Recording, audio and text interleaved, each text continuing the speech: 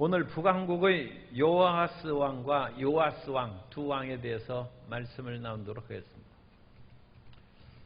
예후가 바알 신앙에 찌든 그 바알 신앙이 어찌나 온 나라를 덮쳤든지 그 유명한 엘리야 선지자마저도 이제 하나님을 믿는 사람들을 다 없애버리고 나만 남았습니다 할 정도로 그야말로 예수님 그 하나님을 믿는 사람들을 다 없애버리는 그런 아합 왕조였습니다. 그렇기 때문에 하나님께서 그 왕조를 그대로 두시겠습니까? 그래서 예후가 엘리야의 그런 제자죠. 엘리야의 제자 엘리사의 그런 기름 부음을 이제 예후가 받고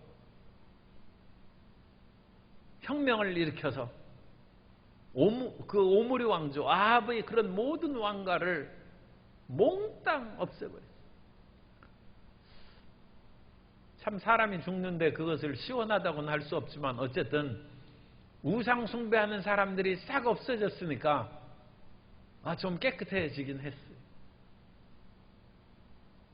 그런데 인생이 어쩔 수 없이 바알에 무릎을 꿇는 사람들도 있는 거거든요. 그런데 어쨌든 아합에 관계된 사람은 북왕국 이스라엘뿐만 아니라 남왕국에 있는 그런 사절 땅까지 다 없애버리고 그랬으니까 외교 실종이에요. 그리고 아합이 번성한 나라였습니다. 아합 시대에 굉장히 국가가 부강했어요. 그게 참 역사의 아이러니인데 하나님을 섬기지 않고 바알을 섬기던 그 아합의 시절이 그렇게 국가가 부강한 증거가 오늘날 그 이스라엘 유적을 발굴해 보면 그거 나타납니다. 그게 참 그러니 인간 그 사람들이 그러니까 세상에 살면서 헷갈릴 수밖에 없는. 아니 하나님을 안 믿어도 잘 먹고 잘 살면 되지 않습니까? 그렇게 얘기하는 사람들이 있을 수 있는 것이죠. 그런데 우리는 기억해야 됩니다. 사람이 떡으로만 사는 것이 아니라 하나님의 입에서 나오는 말씀으로 산다는 것을 우리가 잊어버리면 안 돼. 그리고 우리 시대만 번영한다고 해서 그게 다 끝난 것이 아닙니다. 우리가 사랑하는 자녀들, 손자녀들이 잘못하면 큰 어려움에 빠지고 망할 수가 있어요. 왜냐하면 경제적인 번영은 자기 당대만으로 볼 수 없어요. 인류의 그 국가의 역사는 100년, 200년, 그야말로 500년, 1000년을 내려가는데 자기 당대 잘 산다고 해서 그것이 만사가 잘 되는 것이 아닙니다. 성경은 그걸 분명히 얘기하는 거예요. 그래서 예후가 쿠데타를 일으켜가지고 오므리 왕과의 그 모든 사람들을 그야말로 싹 쓸어버렸어요. 그래서 그 나라를 이끌어갈 인재들이 없어요. 그러니까 바로 북쪽에 있는 아람에게 시달리고 이 전쟁에 나가서도 이길 수가 없어요. 더군다나 대제국인 아수르가 쳐들어왔을 때는 예후가 완전히 무릎 꿇고 비는 그런 비문이 나타나요. 블랙 오벨리스크라는 그런 비문에 그것이 그렇게 새겨져 있습니다. 그렇다고 나라가 망하느냐? 하나님이 계시기 때문에 예후의 그런 잘한 점이 있어요. 그건 하나님이 제일 미워하시는 것은 이 세상에서 법적으로 불의한 일을 행하는 것도 하나님께서 공의의 하나님께서 미워하시지만 하나님께서 가장 미워하는 것은 우상 숭배하는 것입니다. 그런데 그 우상 숭배를 없애버렸으니까 예후가 5대에 걸친 왕조를 건설하고 나라가 유지되는 것입니다. 그래서 예후가 죽은 후에 여호아하스가 왕이 됐어요. 그런데 여호아하스도 하나님께서 바알 숭배를 제거한 그 아버지 덕으로 망하게 하지 않았지. 여호아하스도 하나님을 경외하는 법을 모르는 사람 같아요. 그래서 북이스라엘 왕들이 다 그렇습니다만 하나님을 기쁘시게 하는 왕이 하나도 없어요. 하나도 없어요.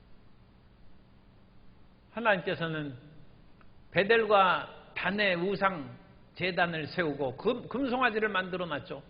거기에서 이스라엘 백성들이 예배드리고 제사 드리는 것을 싫어하셨는데 여호와스는 그것을 없애버리지 않았습니다. 사람이 자기 당대에 사람들에게 혹시 인기 떨어지고 소요가 일어날 수 있는 그런 사안을 해결 안 하고 넘어가는 사람들이 많이 있어요. 정치가들이 그런 능수능란한 그런 방식이죠. 공연히 그런 것을 해서 인기 떨어지고 다음 때 온 사람에게 그냥 놔두고 간. 그래서 여로보암의 죄라고 얘기하는 베델과 단의 우상제단을 여호와스도 그대로 놔둔, 없애버리지 않았어요. 그러므로 하나님께서는 2절에 13장 2절 야훼 보시기에 악을 행하여 이스라엘에게 범죄하게 한 느바스의 아들 여로보암의 죄를 따라가고 거기서 떠나지 아니하였습니다. 사람이 한번 죄악진 그곳에서 살거나 그 가정에서 태어나면 그 죄를 떨쳐버리기가 굉장히 어렵습니다. 부모님이 잘못해서 어떤 그런 그 죄악의 소용돌이 속에서 살아나면 그 자녀가 그 모든 것을 걷어버리기가 무척 힘든 것입니다. 지중해의 섬이 참 아름답고 수많은 사람들이 휴양을 오지만 거기에서 사람들을 우리식으로 귀양 보내서 부모가 거기 살면 지중해 섬에서 사는 것입니다. 섬 사람이 되는 것입니다. 어떤 사람이 아프리카로 이민 가서 살면 우리는 거기에서 아프리카인이 되는 것입니다. 자기가 아무 그런 결정이나 어떤 일을 행한 것이 아니지만 조상이 아프리카로 이민 갔기 때문에 자기는 아프리카 사람이 된 것입니다. 아담이 죄를 지음으로 말미암아 우리 모든 사람들이 죄 가운데 살아가는 것입니다. 그것이 성경에 나오는 공동체 사상입니다. 우리는 한 배를 탔다는 거예요. 그래서 이 아담의 배에서 예수님의 배로 옮겨 탄 것이 새롭게 태어난 것입니다. 그래서 아담의 자손으로 살아가면 같이 죄악 가운데 가시와 엉겅퀴의 삶을 살아가는 것입니다. 그러나 우리가 예수님 안에서는 치료와 생명의 새로운 삶으로 옮겨진 줄로 믿습니다. 그런데 여호아스 왕이 북이스라엘의 초대 왕인 여로보암의 그와 같이 죄를 벗어버리지 못해 자기가 그것을 만든 것도 아니고 여로보암하고 자기가 어떤 혈연 관계도 아무것도 없어요.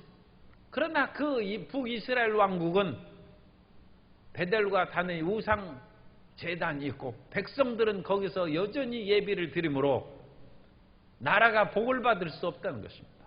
그리고 여호아스는 그것을 왕으로서 없애버리지 않은 잘못이 있는 거죠. 그러므로 하나님께서 그 땅에 복을 주실 리가 없어서 아람 군대가 쳐들어와서 이 이스라엘이 아주 곤경을 처했어요. 3절에 야훼께서 이스라엘에게 노하사 늘 아람 왕 하사엘의 손과 그의 아들 베나닷의 손에 넘기셨더니 아람 왕이 이스라엘을 학대함으로 엄청나게 고생하고 괴로워했어요. 이스라엘의 영토도 많이 뺏겼어요. 나라가 약해지면 땅도 뺏기는 것이죠. 나라가 부강하면 땅도 늘어나는 것이고 백두산이 편입되고 다른 이웃 나라에 거기 한다고 그런 얘기 들었는데 옛날부터 사람이 돈이 공하면 땅 파는 것밖에 다른 살 길이 어디 있습니까? 수많은 땅과 지하자원이 많이 그 권리가 다른 나라에 팔렸다는 그런 북쪽의 얘기도 있어요. 그래서 이 여호아스 때 땅도 다 뺏겼어요. 열왕기하 13장 25절 전반부에 보면 여호아스의 아들 요아스가 하사엘의 아들 베나다드의 손에서 성읍을 다시 빼앗았으니 이 성읍들은 자기 부친 여호아스가 전쟁 중에 빼앗겼던 것이라. 전쟁 중에 뺏겼어요. 여호아스는 아람에게 시달리는 것뿐만 아니라 땅도 뺏기고 형편없어요. 그런데 놀라운 일이 있어요. 조상으로부터 그와 같은 저주, 여로보암으로 만든 베델과 단의 우상 저주로 말미암아 자기 길이 형통하지 못하게 되고, 또 자기 자신도 하나님에 대한 바른 신앙과 뚜렷한 어떤 그런 업적이 없어요. 그럼에도 불구하고 어려울 때 기도하면 하나님이 들으신다. 왜냐하면 하나님은 우리를 긍휼히 여기시고 하나님은 기도를 들으시기를 좋아하세요. 사람들은 남의 얘기 듣는 걸 별로 좋아하지 않습니다. 그런데 하나님은 우리 기도를 듣기를 좋아하십니다. 뿐만 아니라 우리가 드리는 기도는 감사와 찬양의 그런 기도가 별로 많지 않아요. 참 없는 그런 얘기, 아프다는 그런 기도, 고통과 좌절 가운데 하나님이 이러실 수가 있습니까 하는 탄식, 별로 듣고 싶지 않은 그런 얘기들이 많은데도 하나님께서는 사랑의 하나님이신 줄 믿으시기 바랍니다. 그래서 여호아스가 보면 기도했어요. 4절에 학대함으로 여호아스가 야훼께 간구하매 야훼께서 들으셨으니. 따라서 하세요. 하나님은 학대받는 자의 기도를 들으십니다. 그러니까 우리가 무조건 학대받고 고통당할 때는 부르짖으면 되는 거예요. 지금 여호아스 잘한 거 하나도 없어요. 그런데 하나님은 히브리인의 하나님이에요. 사회적으로 소외되고 멸시받는 자들이 하나님이시기 때문에 하나님 나 못 살겠습니다 하면 하나님의 불쌍히 여기세요. 아합 왕이 얼마나 나쁜 왕입니까? 그런데도 불구하고 나봇의 포도원을 빼앗았을 때 엘리야가 와서 나봇의 피를 핥은 곳에 내 피를 흘 개들이 너의 피를 핥을 것이다.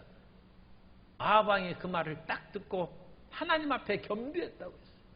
베옷을 입고 행보를 천천히 하면서 하나님 앞에 불쌍히 여기니까 하나님께서 그 나쁜 아합 왕인데도 불구하고 그 당대 그 벌을 다 내리지 않는다는 것입니다. 그러므로 어렵고 힘들 때 기도에 힘쓰는 성도 여러분 되시기를 바랍니다. 장성교회에 전 집사님이라고 그 이름이 있는데 그냥 전 집사님이라고 하는데, 그분이 그 시댁에 여자분의 시댁에 시집 왔는데 그 시부모님은 원래 신앙이 대단한 분, 일제 때에도 그와 같은 신사참배나 온갖 압력에도 불구하고 예수님을 믿던 그런 분들이에요. 그런데 그 시부모님이 돌아가신 후에 아들이 경찰관이었는데, 그러니까 남편이죠. 이 경찰관이 근무가 이제 들쑥날쑥하고 그러니까 교회를 이제 안 나가기 시작하더니 그 훌륭한 부모님 밑에서 자란 그 아들 경찰이 교회를 한 달, 두 달 빼먹기 시작하면 이제는 세상이 들어오는 것입니다. 사람이 자기 마음을 나는 이런 죄 안 짓지 그런 생각을 가져도 성경 안 읽고 교회 안 나오고 찬송 안 부르고 그러면 은연중에 죄악에 물들어서 죄 짓는 것을 예사로 여깁니다. 그래가지고 이제 술 먹고 집에 와서는 또 화를 내고 심지어 아내를 구타하기 시작했어. 그래가지고 그 전 집사님이 아니 남편이 정신이 지금 이상하게 돼도 유분수지 어찌 이렇게까지 훌륭한 부모님 밑에서 자란 그 아들이 이럴 수가 있습니까? 기도했는데 안 변한 7년을 기도했어요. 그런데 어느 날 소식이 왔어요. 자기 아들이 다른 사람을 술 먹고 때리고 구타해서 경찰서에 잡혀요. 다른 경찰서죠. 그런데 워낙 세게 때려가지고 교도소에 들어갔어. 그런데 전 집사님이 하나님, 이 기회에 자기 남편인 그 아들 그리고 그 자기 아들 다 변화되게 해 주옵소서 부르짖고 기도하는데 남편이 풀이 팍 죽어서 왔어. 자기가 경찰인데도 아무리 손을 써도 아들을 못 구해야겠다. 그래서 교도소 들어갔어. 그러면서 그 아버지가 자기 남편이 펑펑 울면서 이게 다 내 죄 때문이다. 내가 술 먹고 당신 때리고 그런 거 보고 그 아들이 뭐 보고 배웠겠느냐. 나 때문에 그 아들이 또 술 먹고 그거 같이 다른 사람 구타해가지고 손 쓸 수 없이 그거 같이 교도소에 들어갔다. 그래가지고 그 경찰관이 남편이 회개했어.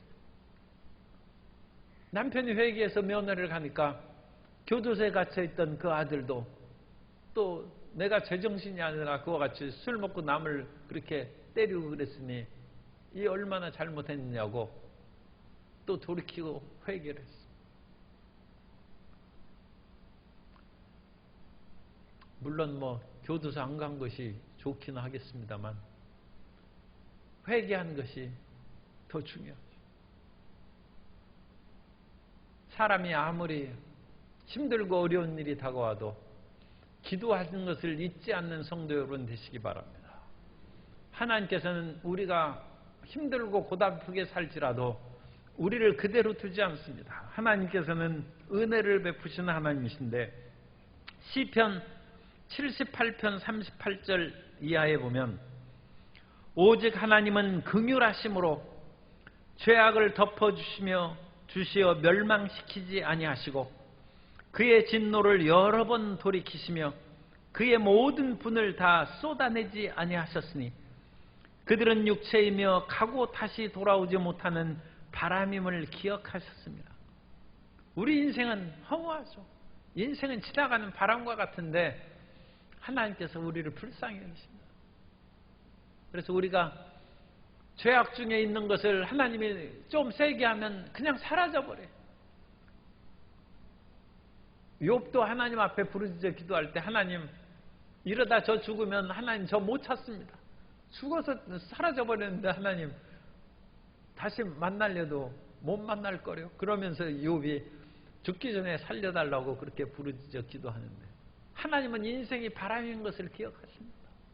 그래서 우리에게 인자하심과 긍휼하심을 베풀어 주십니다. 그래서 여호와스가 잘한 거 없어요. 그래도 하나님 앞에 부르짖으니 하나님께서 들어주신 것입니다. 어떠한 일이 있어도 기도하시고 또 자식을 위하여 이웃을 위하여 그 기도하면 그 자녀가 그 고통 가운데 잘못 길을 걸어가다가 자기가 살 길이 열리고 길이 풀리는 것을 보고 어머니가 기도하는가 보다. 누군가 나를 위하여 기도하는가. 그것을 깨닫고 하나님께 돌아오게 될 줄로 믿습니다. 그래서 하나님은 기도를 통하여 역사하시고 그 기도보다 더 중요한 근본적인 이유는 하나님은 긍휼이 많으시다는 거죠. 하나님은 은혜와 긍휼이 풍성하사 우리를 돌보시고 고치시기를 원하시는 사랑의 하나님이신 줄을 믿으시기 바랍니다. 그런데 이런 하나님의 도우심이 있었는데도 불구하고 6절에 보면 그들이 이스라엘에게 범죄하게 한 여로보암의 집의 죄에서 떠나지 아니하고 이것은 2절에 나오는데 또 나오죠. 죄가 반복되는 걸 말합니다. 그래서 하나님께서 여호와스의 기도를 들으셔서 아람의 손에서 건져내시고 평화의 어떤 그런 은혜를 주셨어요. 그런데 그 평화를 맛보자 조금 있다가 또 죄를 짓는 사사기를 생각하시면 돼요. 사사기에 보면 그와 같은 죄가 7번 반복됩니다. 이스라엘이 고통 가운데 살아갈 때 하나님 앞에 부르짖으니까 메소포타미아의 구산 리사다임의 손에 팔려가지고 괴로워하니까 하나님께서 그들의 부르짖음을 들으셔서 온니엘을 보내주셨어요. 그리고 온니엘이 구원자 사사입니다. 그래서 메소포타미아 왕 구산 리사다임의 손에서 이스라엘을 건지자 평화가 왔어요. 평화가 온 후에 이스라엘이 또 새카맣게 하나님을 잊어버리고 또 우상을 섬김에 하나님께서 그들을 또 심판하셨다. 이 반복적인 것이죠. 우리 개인적으로도 몇 년 만에 죄를 짓고 또 평화를 얻으면 또 잘 믿다가 또 죄를 짓고 반복할 수도 있지만 국가적으로도 그게 몇십 년, 40년, 80년 사세기에 보면 그런 기간 동안 나라가 평안했다가 다시 범죄해서 하나님의 심판을 받는 일이 그와 같이 나타납니다. 그래서 여호아스가 이와 같이 죄를 범함에 그것은 여호아스 혼자만이 아니라 온 국민이 우상 숭배하고 여로보암의 죄에서 빠진 것이죠. 그러므로 이번엔 아람이 와가지고 아주 심각하게 나라를 그와 같이 공격하고 초토화시켰어요. 그래가지고 어찌나 강하게 그 이스라엘을 핍박했는지 7절에 보면 아람 왕이 여호아스의 백성을 멸절하여, 멸절은 완전히 없어지는 것인데 뭐 다 없어지는 않았지만 타작마당의 티끌같이 이 먼지같이 그같이 짓밟았습니다. 마병 50명, 병거 10대, 보병 10,000명 외에는 여호아스에게 이 일개 국가인데 이와 같이 아주 초라한 군 병력만 남기고, 그러니까 모든 그 국가 방어의 태세를 무력화시킨 거죠. 초토화시킨. 그 하나님께서 다시금 죄악을 진 사람, 그러니까 하나님께서는 우리가 죄에서 벗어나고 하나님을 향하여 진정 마음을 돌이키기를 원하시는 것이죠. 그 마음을 돌이키지 않으면 계속 괴로움, 계속 어렵고 힘든 일이 끊임없이 다가오는 것입니다. 그러나 열왕기하 13장 22절 이하에 보면 띄어서 나옵니다. 13장 22절 이하에 보면 요아스 왕의 시대에 아람 왕 하사엘이 항상 이스라엘을 학다하였으나 야훼께서 아브람과 이삭과 야곱과 더불어 세우신 언약 때문에 이스라엘에게 은혜를 베풀며 그들을 불쌍히 여기시며 돌보사 멸하기를 즐겨하지 아니하시고 이때까지 자기 앞에서 쫓아내지 아니하셨더라. 이제는 여호아스가 기도도 안 해. 그래서 하나님께서 이 나라를 멸망시킬까 생각했는데 아직 하나님의 때가 안 해. 그리고 하나님께서 무엇인가 도울 수 있는 길이 어디 있을까 하나님께서 열심히 찾아봤어요.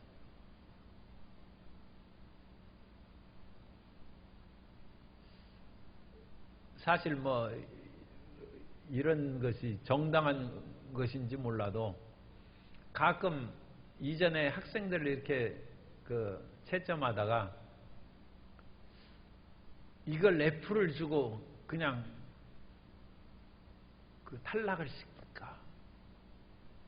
그런데 그것을 워낙 뭐 수업도 안 다니고 그러면 그렇게 할 수밖에 없어. 그런데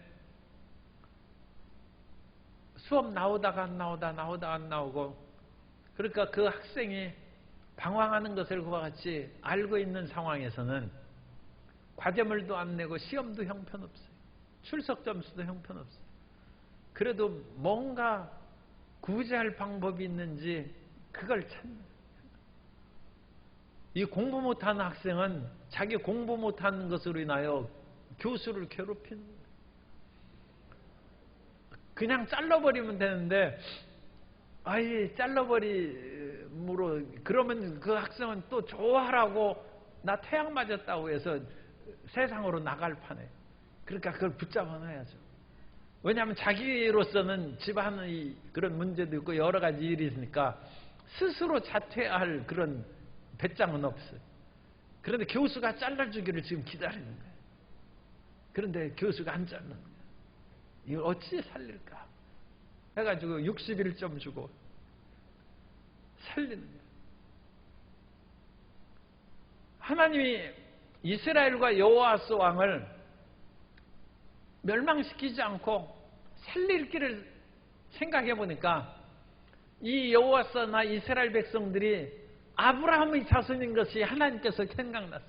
물론 하나님이 그것을 잊어버렸다가 생각나지는 않겠지만 어쨌든 하나님도 살릴 길을 계속 찾다 보니까 이들이 아브라함의 자손이지. 그래서 지금 그것입니다. 그 이스라엘을 학대하였으나 23절 야훼께서 아브라함과 이삭과 야곱과 더불어 세우신 언약 때문에 이스라엘에게 은혜를 베풀며 그들을 불쌍히 여기사. 그러니까 우리 성도님들은 그런 분 안 계시지만 만일 어떤 다른 교회에 있어서 그 자녀가 하나님도 제대로 안 믿고 영 불량해. 그리고 하나님께서 그것을 책망하고 심판해야 되는데 그래도 하나님께서 그 자녀를 때리고 완전 박살내기 전에 하나님 생각하시면 뭐 그래도 살릴 길이 없나 생각해 보니까 그 불량한 그 신자의 어머니가 아버지가 기도해 놓은 것이 있어요. 옛날에 그 자식을 위하여 서원하고 헌금 드린 것이 있어요. 하나님의 그것을 기억하세요. 그래.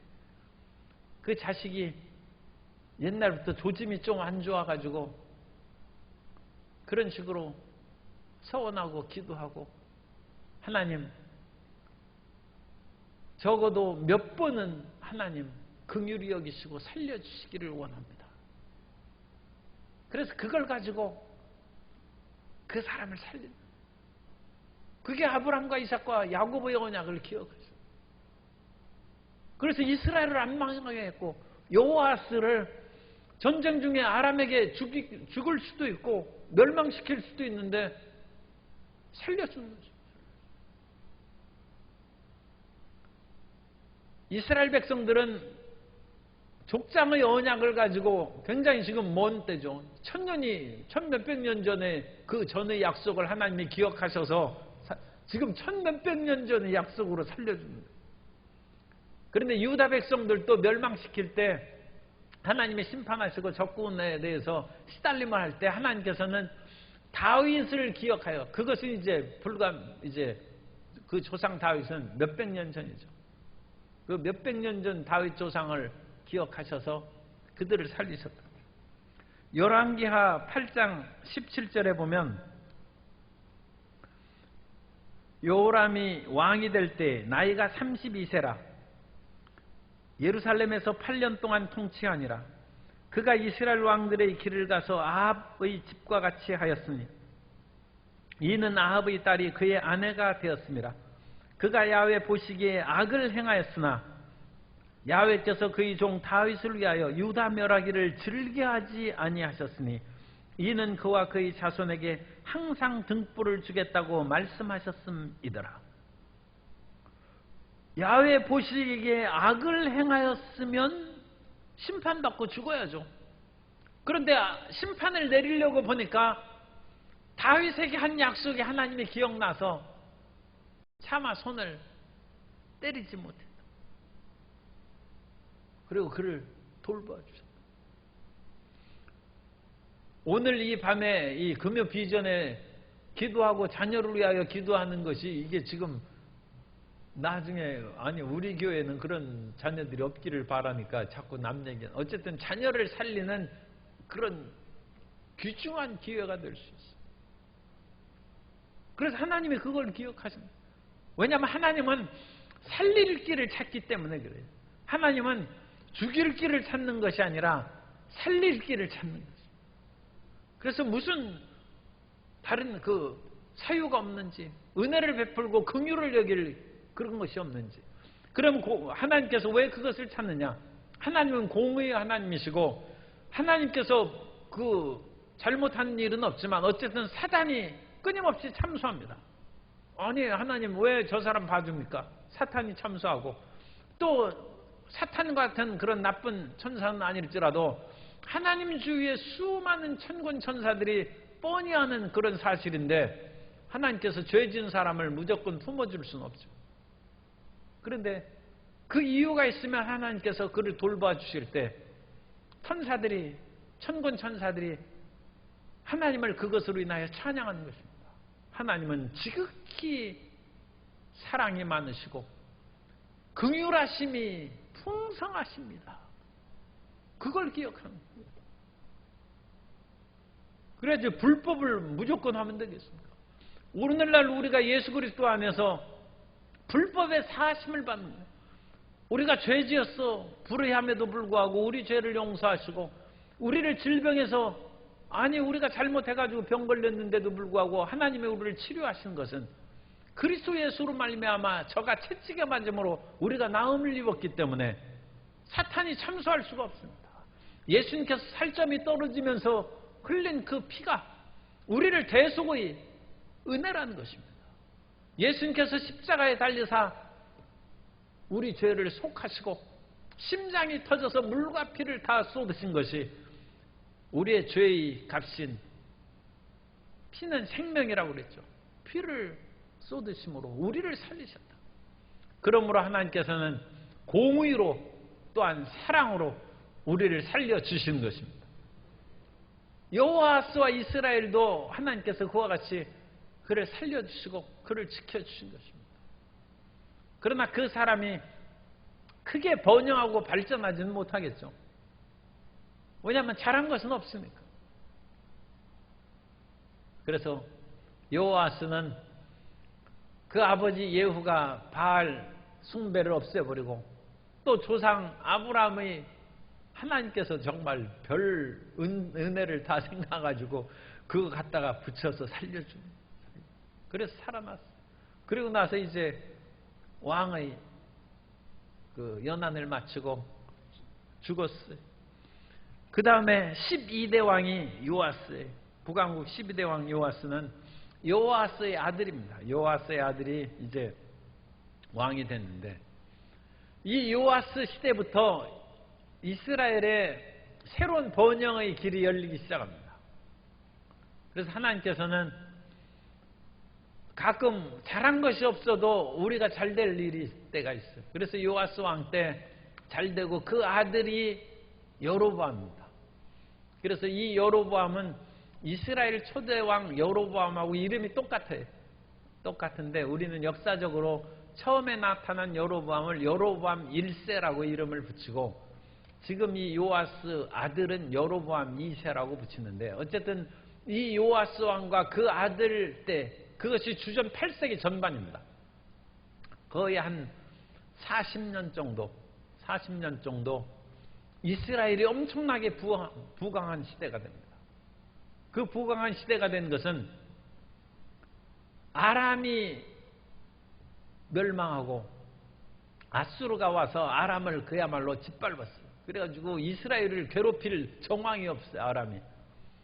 그리고 아수르는 그 나라의 내분 문제로 그 나라의 귀족들이 반란이 일어나고 그 반호수라고 그 노아 홍수가 일어난 그 산이 있는 그쪽에 있는 호수가 반호수입니다. 그래서 그 반호수의 지역에서 반란이 일어났어요. 그래서 국내적으로 귀족들의 그런 모반과 저 반호수 근처의 그런 반란 그래가지고 나라가 어지러웠어요. 그러니까 아수르는 다른 나라에 신경 쓸 겨를이 없어요. 남쪽 애굽에서는 그 당시에는 또 사분오열이 되어서 이렇다 할 통일된 정부가 세워지지 않았어요.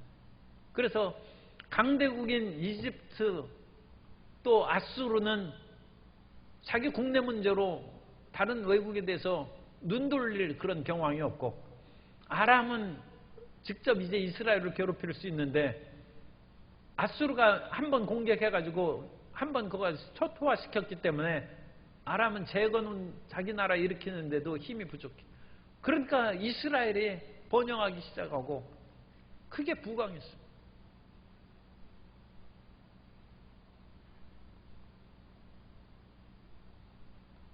여우가 맨날 그 산속에서 살면서 호랑이한테 또는 늑대한테 시달리고 그렇게 살고 내 인생이 왜 그러나 싶은데 어느 날 호랑이하고 늑대가 이민 갔어요. 그러니까 여우가 왕이 됐어요. 이 세상은 그런 때가 있어요. 그래서 이 요아스 시절에 나라의 그런 발전이 이루어진 그런 것입니다. 그럼에도 불구하고 이 요아스가 통치할 때 특별히 잘한 것은 없어요. 하나님을 여기서 잘했다는 것은 하나님을 경외하고 하나님을 기쁘시게 하는 그런 일이 없다는 것입니다. 그럼에도 불구하고 자기 아버지가 잃었던 땅을 빼앗았어요. 그것은 자기가 군사력을 강하게 하고 실력이 있어서 빼앗은 것이 아니라 적군이 워낙 약하기 때문에 자기가 쉽게 이긴 거예요. 그래서 우리가 아까 읽다가 끝에 안 읽었는데 어쨌든 열왕기하 13장 25절 거기에 보면 그 성읍들은 자기 부친 요아스가 전쟁 중에 빼앗겼던 것이라. 요아스가 베나닷을 3번 쳐서 무찌르고 이스라엘 성읍들을 회복하였더라. 그런데 이 베나닷은 자기 아버지 하사엘 때 그 빼앗아온 영토를 자기 때에는 빼앗겼어요. 왜냐하면 자기 나라가 아수르에 의해서 초토화됐기 때문에 국력이 약해졌어요. 그래서 이스라엘에게 다시 땅을 돌려주는 거죠. 그리고 요아스는 이제 땅을 빼앗았으니까 아주 기분이 좋죠. 뿐만 아니라 이 번영의 그 모든 사역을 할 때 엘리사가 있었어요. 그래서 엘리사가 마지막 힘을 다해서 이스라엘 왕 요아스를 도와줬습니다. 요아스 왕이 하나님을 경외하지는 않더라도 나라의 인재들이 그곳에 있으면 지도자들이 복을 받는 것입니다. 어려울 때 그런 인재들이 각 분야에서 힘이 되고 문제를 해결해 주는 그런 능력자가 되는 것입니다. 그래서 엘리사가 이제 죽을 때가 됐어요. 그러자 그 소식을 듣고 왕이 찾아왔습니다. 열왕기하 13장 14절 말씀해 보면 엘리사가 죽을 병이 들매 이스라엘 왕 요아스가 그에게로 내려와 자기의 얼굴에 눈물을 흘리며 이르되 내 아버지여 내 아버지여 이스라엘 병거와 마병이여 하며. 그래서 엘리사가 아람 군대가 수없이 쳐들어올 때 어느 곳으로 쳐들어온다는 것을 엘리사가 미리 알고 어느 곳을 방어하십시오. 그럼으로써 나라를 많이 지켜줬어요. 심지어 아람 왕이 그것을 탄식하면서 우리 가운데 첩자가 있다. 그렇게 탄식했는데 그 아람 왕이 하는 말을 듣고 신하가 우리 가운데 첩자가 있는 것이 아니라 이스라엘의 선지자가 있다는 거예요. 이게 놀라운 것이죠. 우리 안에 간섭이 있어서 그것을 몰래 이스라엘의 정보를 파는 것이 아니라 왕이 침실에서 하는 얘기까지도 알 수 있는 그건 그야말로 지식의 말씀의 은사죠. 자기가 모르는 것을 아는 것이 지식의 말씀의 은사입니다. 그래서 어느 곳으로 그 적군이 온다는 것을 아는 것이죠. 사리의 옳고 그름을 판별하는 것은 지혜의 말씀의 은사고 전혀 모르는 지식, 정보를 아는 것은 지식의 말씀의 은사인데 엘리사에게 일종의 그런 지식의 말씀의 은사가 있어서 왕이 어느 곳으로 가는가 하는 말까지 다 안다는 거예요. 그래서 도단성을 에워싸고 엘리사를 잡으러 왔지 않습니까? 그런 엘리사가 이제 죽을 병이 걸려서 돌아가시려고 하니까 요아스가 큰일 났어요. 자기는 군사적인 능력이라든지 탁월한 리더십도 없는데 이런 훌륭한 선지자 덕분에 나라가 그같이 잘 그래도 지켜 보호가 됐었는데 가신다니까 눈물을 흘리니까 또 엘리사는 믿음이 없는 왕이지만 불쌍히 여기는 이건 하나님의 사랑이죠. 엘리사가 죽기 전에 마지막에 요아스에게 얘기하는 거예요. 그러면 아람에 대해서 걱정하지 않도록 내가 문제를 깨끗이 해결해주고 천국하겠습니다. 해서 열왕기하 13장 17절에 보면 이르되 동쪽 창을 여소서 하여 곧 열매 엘리사가 이르되 쏘소서 하는지라 곧 쏘매 엘리사가 이르되 이는 야훼를 위한 구원의 화살 곧 아람에 대한 구원의 화살이니 왕이 아람 사람을 멸절하도록 아벡에서 치리이다 하니라. 마지막에 하나님의 능력으로 아람을 쳐서 멸절할 수 있는 그와 같은 예언의 말씀을 줍니다. 그래 하나님께서는 우리가 어떤 그런 어려움을 겪을 때에도 피할 길을 내주십니다. 살 길을 내주십니다. 그러므로 하나님의 인자하심을 굳게 믿으시기 바랍니다. 그래서 우리가 우리의 기도의 그런 능력을 믿는 것도 나쁜 것은 아니지만 그것보다 더 중요한 것은 하나님의 응답하시는 사랑을 믿는 것이 더 중요합니다. 그 하나님의 사랑을 믿어야 돼요. 우리가 어떤 무슨 능력이 있어서 우리 맘대로 하는 것은 자칫하면 교만에 빠집니다. 하나님께서는 엘리사를 데려가기 전에 이 요아스 왕이 별로 잘한 것도 없는데 선물을 주십니다. 그래서 아람을, 이 동쪽은 아람이 이스라엘 동쪽에 있습니다. 이 동북 쪽인데 어쨌든 동쪽 창을 열어서 활을 쏘라는, 그건 공격해서 아람을 무찌르는 것을 예표하는 것입니다. 그리고 이제 몇 번이나 무찌를까 그것을 보기 위해서 그 화살을 가지고 치라는 것입니다. 그래서 몇 번이나 치는지 열왕기하 13장 18절 이하에 보면 또 이르되 화살들을 잡으소서. 곧 잡음에 엘리사가 또 이스라엘 왕에게 이르되 땅을 치소서 하는지라. 이에 3번 치고 그친지라. 하나님의 사람이 노하여 이르되 왕이 6번을 칠 것이니이다. 그리하였다면 왕이 아람을 진멸하기까지 쳤으리이다. 그런즉 이제는 왕이 아람을 3번만 치리이다 하니라. 그런데 요아스는 엘리사만큼 나라를 위한 그와 같은 열정이 없어요. 그의 충성이 없어요. 엘리사는 완전히 마지막 지금 죽을 병이 걸려가지고 힘도 없어요. 그런데 마지막 혼신의 힘을 다해가지고 이스라엘 지키고 보호하는 일을 위해서 활을 쏘고 또 화살대로 쳐서 아람을 쳐서 멸절시키고 내가 이제 세상을 떠나가도 한동안 이스라엘이 평안하도록 다 그것을 준비하고 있는데 이 왕이라는 사람이 겨우 3번만 내. 아니 6번을 치야지 3번만 쳐서 되겠습니까? 이제 왕이 아람을 3번만 이기리다. 그래서 그 3번만 이기리라는 예언을 듣고 요아스가 자기 아버지가 빼앗긴 땅을 아람을 쳐서 3번 쳐서 이겨가지고 그 땅을 도로 찾은 것입니다. 6번 쳤다면 다메섹까지 아마 쳐들어 올라갔을 거예요.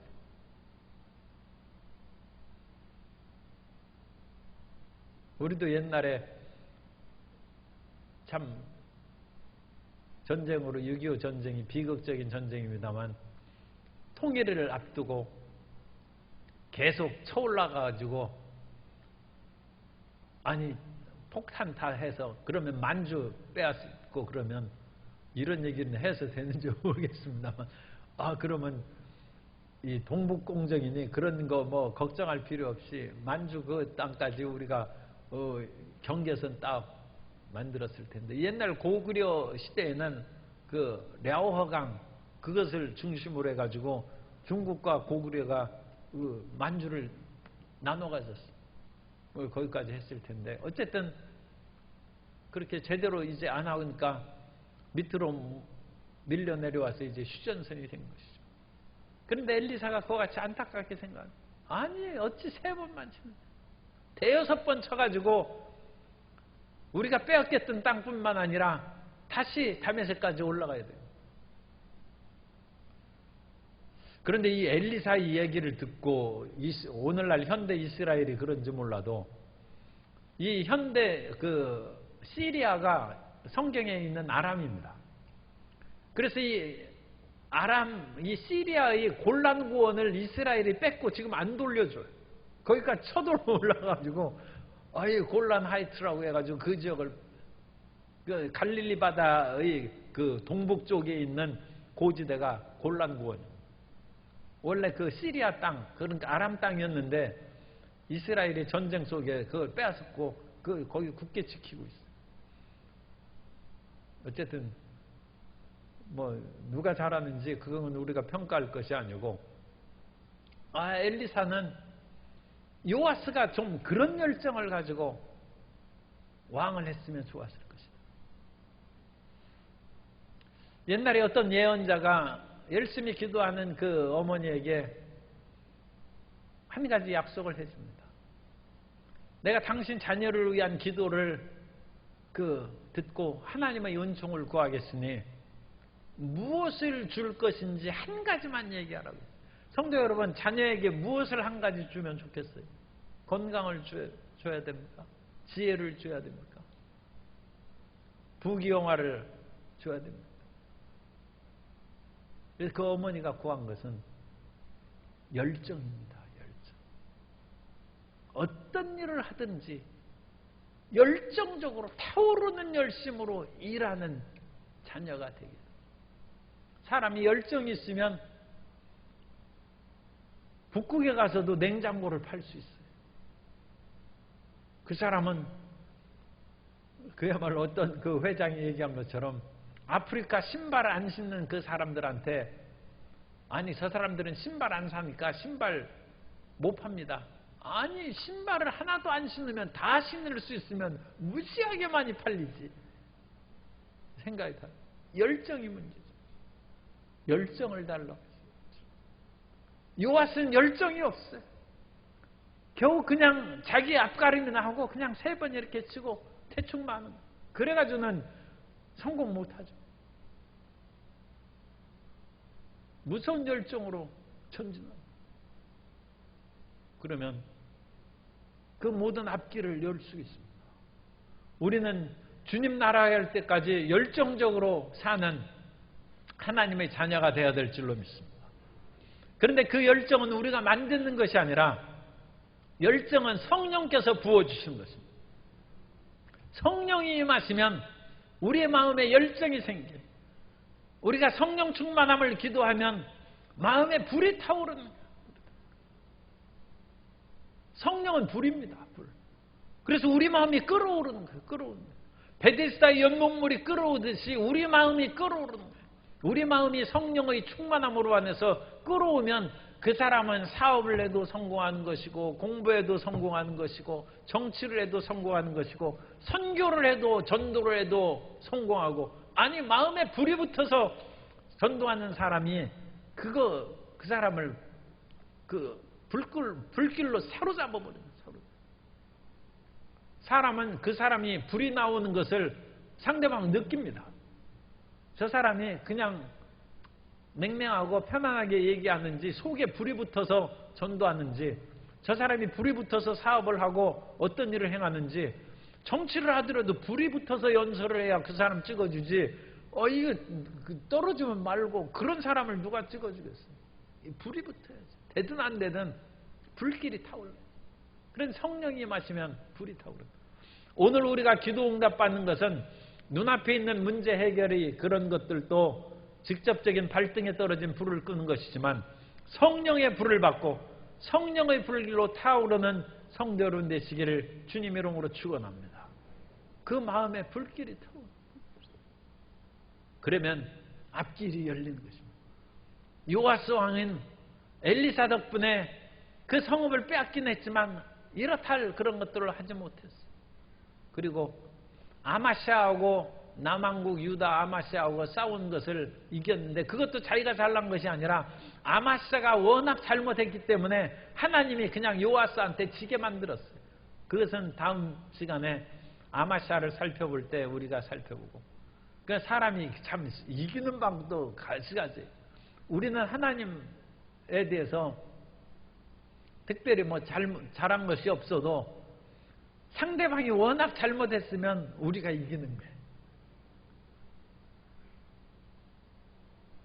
그러므로 우리가 정말 실력 있게 승리하는 사람이 되도록 기도하시고, 그렇지 않다면 아무래도 실력이 없으면 상대방이 이민 가야지 어떡하겠어요. 그래가지고 이기고, 또 아마샤처럼 교만하고 우상숭배함으로 하나님이 저절로 그 사람 심판하셔서 요아스가 아마샤 이겼어요. 이기는 방법이 숱하게 있어요. 그러니까 끝까지 하나님을 의지하고 하나님을 믿고 나아가면 앞길이 열리게 될 줄로 믿습니다. 어려운 일이 있을 때 기도하는 것을 잊지 말고 열정적으로 기도하고 마음에 불을 품고 살아가는 성도 여러분 되시기를 예수님 이름으로 축원합니다.